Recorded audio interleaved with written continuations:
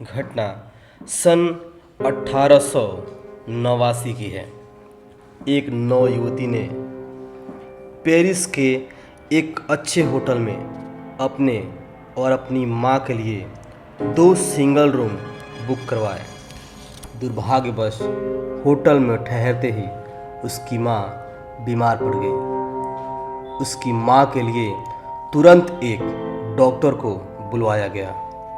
Doctor ने उस नौ युवती की बीमार माँ का जांच करने के बाद उसे अपने क्लिनिक से कुछ आवश्यक खास दवाइयाँ लाने को कहा।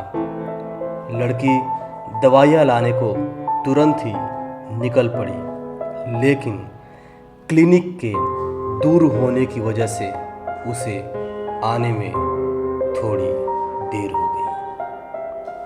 परंतु जब वह दवाइयाँ लेकर लौटी तो एक बड़ा ही अजीबोगरीब रहस्य उसके इंतज़ार में तैयार था।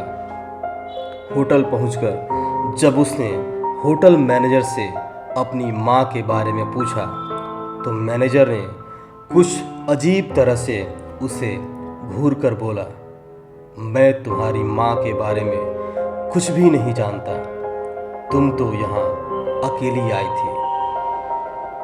इस पर उस युवती ने वह कमरा देखने की बात कही जो उसने अपनी माँ के लिए बुक करवाया था। परंतु जब उसने कमरा देखा तो अविश्वास से उसका सिर चकरा गया।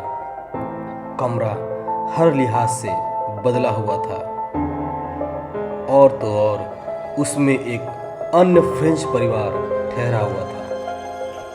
युवती तुरंत नीचे रिसेप्शन पर पहुंची। वहां डॉक्टर को खड़े देखकर उसे थोड़ी राहत मिली, परंतु जब उसने डॉक्टर से अपनी माँ के बारे में पूछा तो डॉक्टर ने उससे या उसकी माँ से मिलने की बात को पूरी तरह नकार दिया।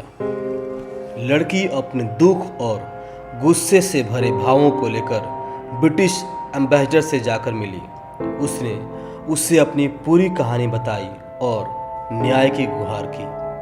एम्बेसडर महोदय ने उसका विश्वास नहीं किया। ना ही पुलिस एवं ना ही अखबार वालों ने उस युवती की बात का विश्वास किया और उस बेचारी युवती ने उस घटनाक्रम के बाद अपनी प्यारी माँ को फिर दोबारा कभी नहीं देखा। ये रहस्य हमेशा से अनसुलझा ही रहा और किस तरह से एक संभ्रांत प्रौढ़ महिला एक भरे पूरे होटल के अपने कमरे से गायब हो गई।